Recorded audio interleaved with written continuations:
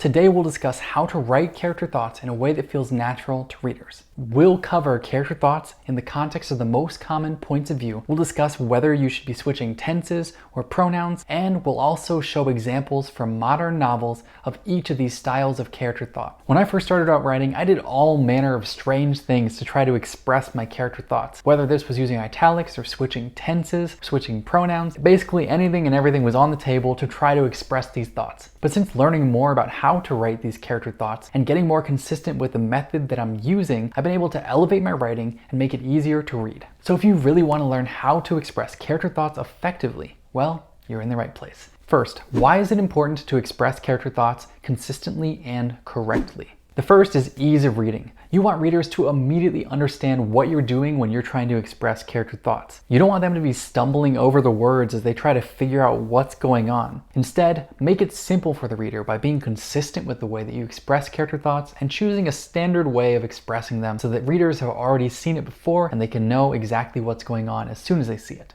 And the main reason why it's important to express character thoughts correctly has to do with narrative distance. Narrative distance, sometimes called psychic distance, is a spectrum which describes how close the reader feels to being inside a character's head. Let's look at the two sides of the spectrum here. On one side, we have this very distant perspective of the omniscient narrator that is unemotional and is just telling the reader what is going on. There's no character voice involved. So that is the most distant perspective. But then the closest on the other side is something like a first-person narrator, where the narrator is directly reporting to the reader what they're thinking, feeling, doing, and sensing. And the closer perspective creates less distance between the reader and the narrator because the narrator is directly reporting to the reader. And the perspective of the omniscient narrator creates so much distance because it is somebody who is not the viewpoint character explaining to the reader what is going on in a manner disconnected from the events of the story. How do we actually go about writing these character thoughts? In the lead up to making this video, I researched a bunch of different articles about character thought, as well as looking at real life examples and seeing which techniques authors used in modern fiction. So in the end, I came up with 4 different methods that authors are using to express character thoughts,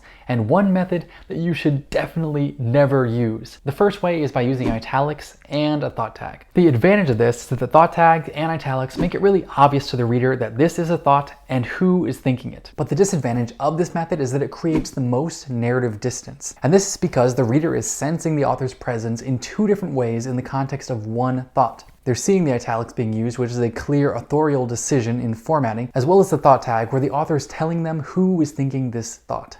And the amount of interference by the author is pulling the reader out of the immersion that they had in this character's perspective. Because if the reader is being reminded of the author and we're seeing their hand in the story, then they're not immersed in the character's head anymore. And a commonality that I noticed with this style of thought is that they were usually expressed with direct thoughts. The way you can think of a direct thought is that if you were to look into the character's mind at that exact moment and take that thought out of their head, that is exactly what you would see. So these are expressed in present tense and with first-person pronouns to convey the immediacy of the thought directly from the character's mind. An example that I found from The Girl with the Dragon Tattoo, this is from Mikael Blomkvist. Sorry, Swedish people.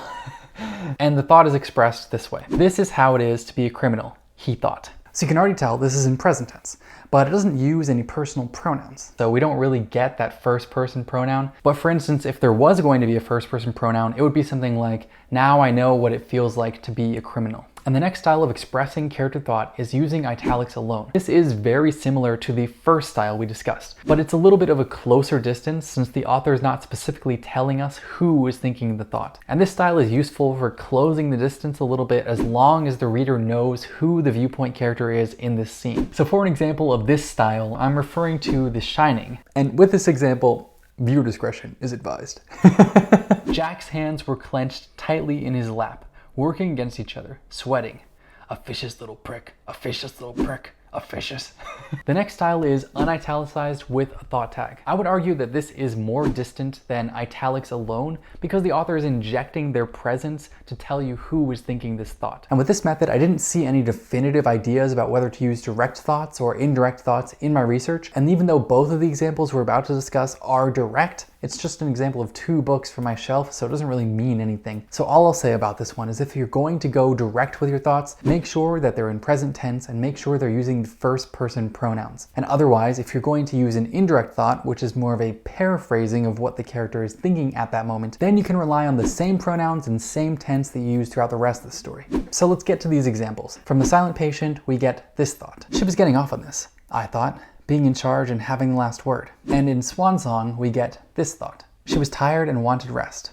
A girl needs her beauty sleep, she thought, and she closed her eyes again. So as we can see, both of these thoughts are direct because they're switching over to present tense in past tense stories. And now the last method that I will recommend you use is free indirect thought. So for the basics of free indirect thought, these are delivered without any italics and without any sort of thought tag. And because they're indirect thoughts, as we just talked about, they're delivered in the same tense and with the same pronouns as used throughout the rest of the story. Okay, so what is the advantage of using free indirect thought? So the major advantage of using free indirect thought is that it creates the shortest narrative distance. And because these thoughts are expressed in the same way as description or action, it's easy for the reader's eyes to move over them without being consciously aware about the fact that it was a thought. Nothing is jarring them out of the story, nothing is pulling them out of this close perspective. They're just observing things through the character's mind as they would through the rest of the story. Okay, so let's look at some examples of free indirect thought in real stories. So from The Silent Patient, we get this thought. What time was it? 8:30. And where was she? Rehearsal? And then from The Way of Kings, we get this thought. Most out here in the East thought Seth's kind were docile and harmless. They were generally right. So as you can see with both these examples, thoughts blend in perfectly. And as somebody trying to find examples of these thoughts for the video, it was actually difficult to become aware of them while just skimming because there's no clear indicator that something is a thought or description or action. And this is an indicator of just how seamless free indirect can be. Next, make sure to smash that like button if you're enjoying this video so that YouTube knows to show it to more writers like you. And now for our last style of thought. The one that you should never use in your writing. And this is using quotation marks to express thoughts. And I'm sure that some of you already realize why this is so terrible, because it goes against everything that readers are already expecting from stories. Readers have been trained to recognize quotation marks as an indicator of dialogue, of spoken word. So if you start using quotation marks for thoughts, it can be very jarring and confusing for the reader.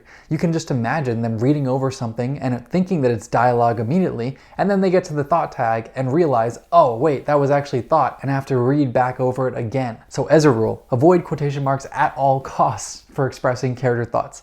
You do not want to be pulling your readers out of your story for no reason. So last thing we're going to talk about is which style of thought you should use for your story. So in general, if you're using a closer perspective, a first or a deep third, then you're going to want to mostly stick to free indirect thought. And this is because free indirect thought preserves that feeling of closeness that readers are already experiencing in a deep perspective. And using a different style of thought that adds a little more narrative distance might feel weird when the reader is immersed in this story and they're suddenly pulled out. What if you want to write a story that's a little more of a distant third-person perspective, or maybe even omniscient perspective? If that's the case, pick one of these other 3 styles of formatting your character thoughts. Depending on what sort of distance you're generally going for in the story, as well as your personal style, you can decide on which one you want to use the most. In the stories that I've read, authors are usually consistent with the style of character thought that they're using throughout the entire length of the story. So decide on what method you want to format your character thoughts in your story, and then just stick with that. And one more note on omniscient perspective. With omniscient, it would be very difficult to try to use free indirect thought. And this is because, depending on the style of the thought, it may be difficult for the reader to determine whether this is an omniscient narrator fact